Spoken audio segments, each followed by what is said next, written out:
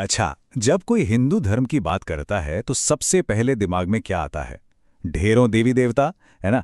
एक ऐसी दुनिया जो देखने में तो बहुत खूबसूरत है, पर उतनी ही उलझी हुई भी लगती है। लेकिन सवाल ये है कि क्या इस पूरी विविधता के पीछे कोई एक ही धागा है जो सबको जोड़ता है? चलिए, आज इसी पहेली को सुलझाते हैं। और जब गिनती की बात आती है, तो एक नंबर है जो हमेशा सुनने को मिलता है, 33 करोड़, मतलब 330 मिलियन। जरा सोचकर देखिए, ये नंबर इतना बड़ा है कि दिमाग घूम जाता है। क्या सच में इतने सारे देवता हैं? और अगर हैं भी तो आखिर क्यों? और बस यहीं पर असली सवाल खड़ा होता है। एक तरफ तो हम बात कर रहे हैं करोड़ों देवी देवताओं की, और दूसरी तरफ ये भी मानते हैं कि ईश्वर तो एक ही है। ये तो एक पहेली जैसी बात हो गई है ना? तो आज हम इसी गुत्थी को सुलझाने की कोशिश करेंगे।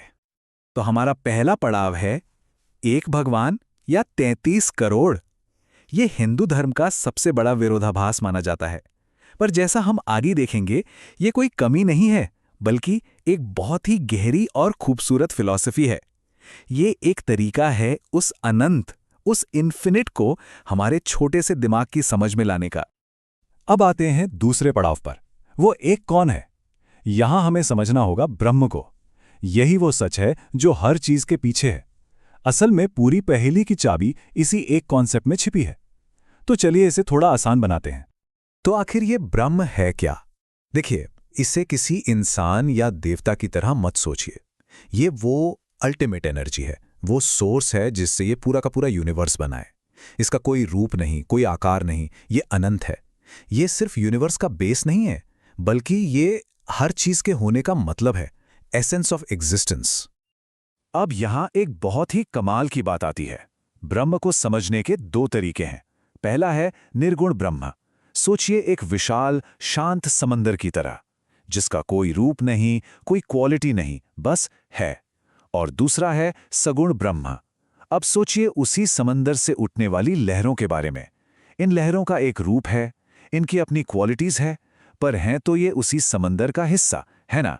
समंदर और लहरें अलग अलग नहीं हैं, बस देखने का तरीका अलग है। तो अब हम आते हैं तीसरे पड़ाव पर, एक से अनेक। सवाल सीधा सा है, अगर असली सच एक है और उसका कोई रूप नहीं है, तो फिर ये इतने सारे रूप वाले देवी देवता कहां से आ गए? इसका जवाब भी बहुत दिलचस्प है। इसे समझने के लिए ना एक बहुत ही खूबसूरत मिसाल है प्रिज्म की। सबने देखा होगा, जब एक सफेद रोशनी की किरण प्रिज्म से होकर गुजरती है तो क्या होता है? वो 7 अलग अलग रंगों में बट जाती है। रोशनी तो एक ही थी, पर प्रिज्म ने उसके अलग अलग रंग दिखा दिए। बिल्कुल इसी तरह वो एक ब्रह्म जब रियलिटी यानी वास्तविकता के प्रिज्म से गुजरता है, तो हमें वो कई देवी देवताओं के रूप में नजर आता है। और कमाल की बात यह है कि ये कोई नई थियोरी नहीं है। हजारों साल पहले ऋग्वेद में एक लाइन आती है, एकम सत विप्रा बहुधा वदंती। इसका मतलब है सच तो एक ही है, बस ज्ञानी लोग उसे अलग अलग नामों से बुलाते हैं। सोचिए कितनी गहराई है इस एक लाइन में। यूनिटी इन डाइवर्सिटी का परफेक्ट एग्जाम्पल। चलिए अब आते हैं चौथे और सबसे मजेदार पड़ाव पर, एक कॉस्मिक ऑपरेटिंग सिस्टम। और हां, अब हम उस 33 करोड़ वाले नंबर का राज खोलने वाले हैं। क्या ये नंबर वाकई सच है, या फिर सदियों से चली आ रही एक बहुत बड़ी मिसअंडरस्टैंडिंग?